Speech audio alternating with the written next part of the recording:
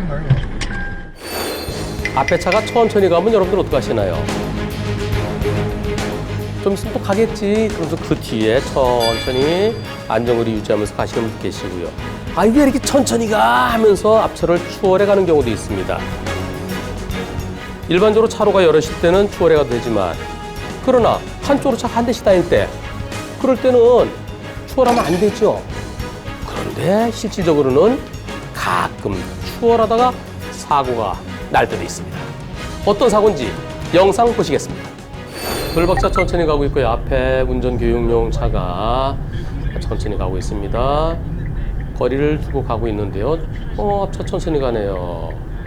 그러다가 깜빡이 켜고 좌회전에 들어가는데, 우와! 우리 바이크걸 네. 어떤 사고인가요? 뒤에서 저 차가 천천히 가니까 예. 저 차를 추월하려고 중앙선을 침범해갖고 빨리 달리려다가 부딪힌 사고입니다. 왜냐면 오토바이 같은 경우에는 이 차가 좌회전할 거라는 생각을 못 한 것 같아요. 아, 깜빡이 켰는데? 깜빡이 짝짝짝 소리 나잖아요. 오토바이가 빨리 붙어 달릴 때는요. 예. 차가 좌회전하는지 직진하는지가 안 보여요. 아, 그래요? 네네. 그럼 왜냐면 왜 멀리서 갔으면 보이잖아요. 그러니까 이거를 지금 거리를 제가 봤을 때는 이거 인지를 못한 것 같아요. 그러니까 깜빡이 킨 거 지금 소리가 들렸는데 예. 배달 오토바이인 것 같거든요. 그러니까 지금 좌회전하려고 하는 거 자체를 안 보고 그냥 자기 빨리 가는 것만 생각하고 빨리 달리려고 하다가 지금 부딪혀서 난 사고. 깜빡이 소리가 어디서부터 들리는지 다시 한번 들어보시죠. 네. 그때 들리는데? 안 봤어요. 여기서. 저 오토바이는 여기서부터. 제가 봤을 때는 오토바이가 이 차량이 좌회전할 거라고 언제 좌회전할지에 대한 이런 사고 자체를 하나 안 한 거예요. 그냥 느리니까 배달을 빨리 가야 된다는 생각 때문에 그냥 빨리 추월하려고 그러다 그냥 부딪힌 거예요. 자, 그러면 과실은 몇 대면? 과실은 제가 보기에는 저 오토바이가 거의 100대 0이 아닌가. 그래요. 네. 저도 그렇게 생각을 하고 있어요. 왜냐하면 아무리 붙어 달렸다 하더라도 언제 어떻게 어느 회전을 할 줄 모르는 상황이기 때문에 그런 거는 인지하고 운행을 해야 된다고 생각하거든요. 중앙선은 넘어서면 안 되는데 네. 왜 중앙선을 넘어갔느냐. 그래서 100대 0 의견인가요? 네. 네. 근데 여기 중앙선은 어떻게 생겼나요? 실선. 일선. 이 실선이라고요? 점선이라고 해야 되나요? 네. 실선은 쭉 이어진 거고 아이고, 네, 박여자으로 저 점선이잖아요. 네, 네. 우리 자, 머릿속에는 점선이었습니다. 이럴 때 우리 이장성 경감님께서 앞에 차가 천천히 가면은 황색 점선일 때는 앞차를 추월할 수 있는 거죠. 앞지르기 가능하고요. 예. 다시 되돌아와야 되죠. 그러니까 되돌아오는 거죠.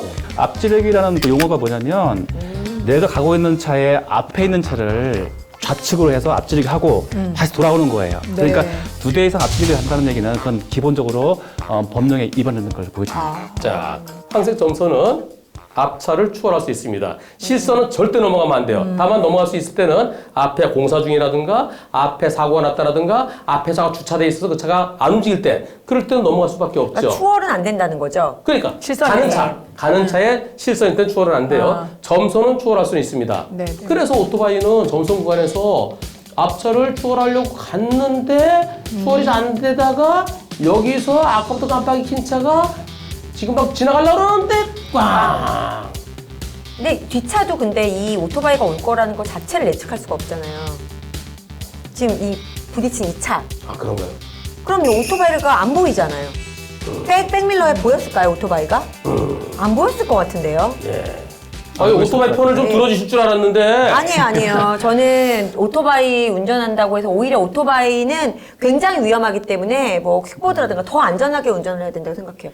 저는 아직도 그래서 100대 0입니다. 근데 저는 네. 이런 그 사건이 저한테 일어났었어요. 아, 네, 그 송탄 쪽에서 그 농협 그 행사하러 가다가 바로 이 대각선 방향에 농협이 있기 때문에 좌회전 하려고 그러는데 난데없이 보이지 않던 그 오토바이가 저를 탁 치고 넘어진 거예요. 네. 근데 결국은 제가 이겼어요. 예. 근데 몇 대 몇으로 끝났어요?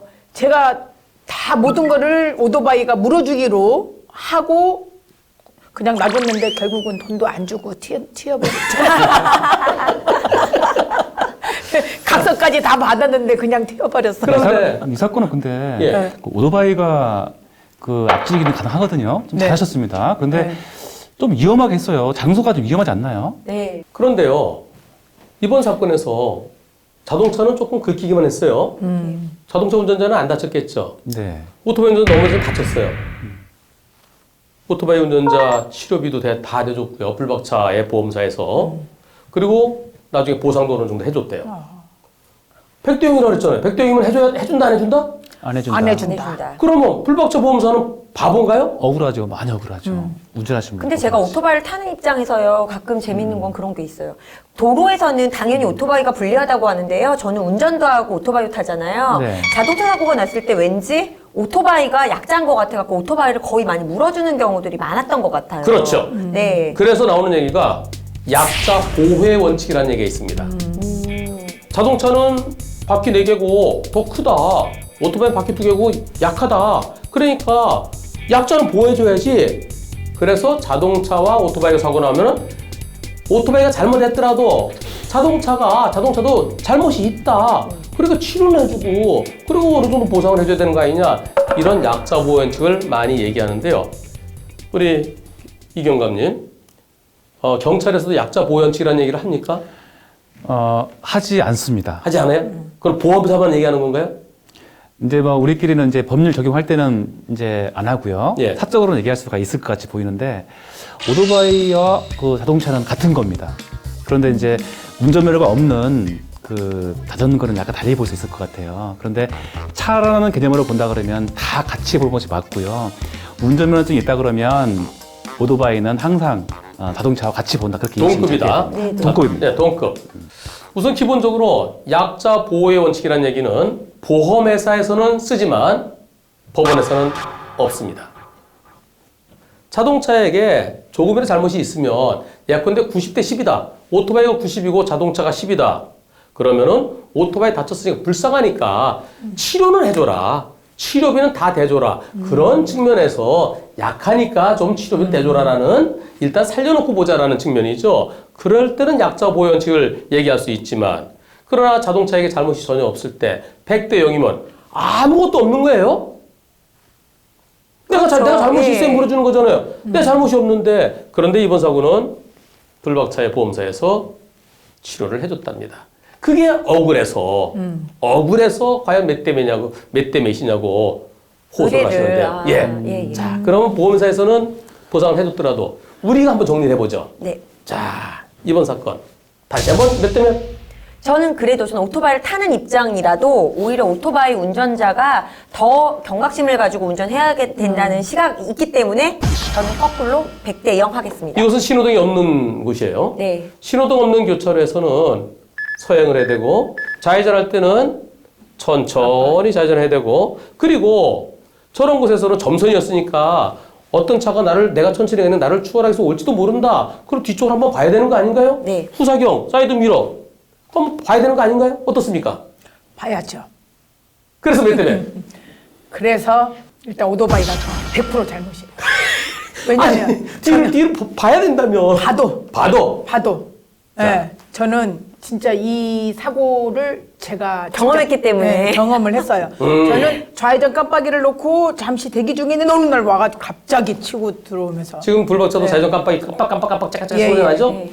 자, 우리 이경감께서 이 사건에 대해서 황색 점선에서 넘어왔지만 그러나 사고 지점에 대해서 설명해 주실 게 있을 것 같은데요. 이 사건은 지금 교차로에서 발생했습니다. 네. 교차로는 이제 되게 위험성이 있습니다. 잠깐만 방향을 틀게 되면 큰 사고 날 수가 있어요. 그래서 도로교통법에 보면 교차로 안에서는 절대 앞질이 안 됩니다라고 다 있습니다. 앞지르기 금지 장소예요. 네. 여기서 앞에 차가 깜빡이를 켜고 가고 있는데 뒤차가 앞질을 간다? 그러면 조금만 틀어도 큰 사고 날 수 있지 않습니까? 이 사건이 그런 사건인데 오토바이 운전하신 분이 앞에 차는 나한테 양보할 거야. 그런 마음 자체가 되게 위험한 것이고요. 네. 서해 가시게 되면 오토바이 운전하신 분은 아쉽지만 중과실 12기항 중에 하나인 앞질기 사고에 대한 책임을 질 수가 있습니다. 네. 근데 그러면 결과적으로 이 사건은 오토바이 운전자의 과실이 100%가 돼야 된다고 보여집니다. 네. 그럼 세 분이 모두 다 오토바이 100%라고 말씀하셨는데요. 여기서 한 가지 검토해 볼 게 있습니다. 우선 아까는 점선이기 때문에 추월을 할 수는 있어요. 하지만 추월하다가 못했어요. 그리고 교차로예요. 교차로는 추월 금지 구간입니다. 교차로에서 차로 변경은 가능해요. 근데 여기는 하나의 차로죠. 네. 하나의 차로고 넘어가면은 결국은 중앙선을 넘어가는데 점선이라서 넘어갔다. 그건 괜찮은데 왜 교차로에서 치고 나오려고 했느냐. 그렇죠. 네. 교차로는 추월 금지입니다. 추월. 따라서 12대 중과실 중에 하나에 해당될 거고요. 그런데 12대 중과실은 사람이 다쳤을 때 해당되는 겁니다. 자기가 다친 것은 해당되지 않죠. 불박차 운전자가 다치진 않았으니까 그렇게 처리되지는 않겠지만 자, 이번 사고에 있어서 과연 좌회전할 때 뒤를 봐야 될 의무가 있느냐? 그렇지 않습니다.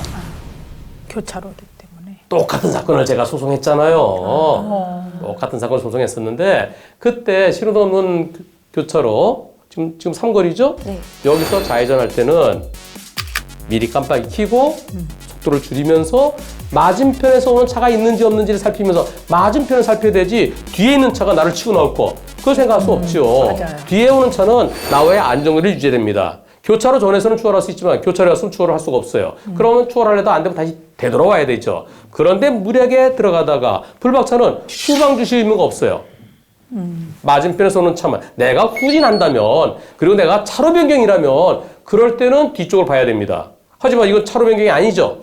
좌회전이죠. 네. 이쪽에는 중앙선이죠. 예. 네. 그리고 교차로죠. 네. 따라서 뒤쪽을 살펴야 될 의무가 없다는 것이 서울고등법원 판결이었고 대법원도 똑같이 그 판결이 맞다라고 판결했습니다.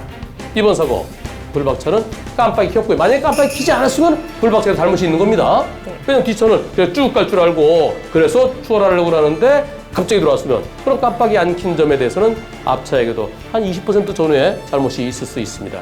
하지만 깜빡이 켰고요. 맞은편에 차 안 올 때 좌회전하다가 사고 났습니다. 따라서 이번 사고는 불박차에게 잘못을 찾아볼 수가 없습니다. 이번 사고 몇 대 몇? 100대 0!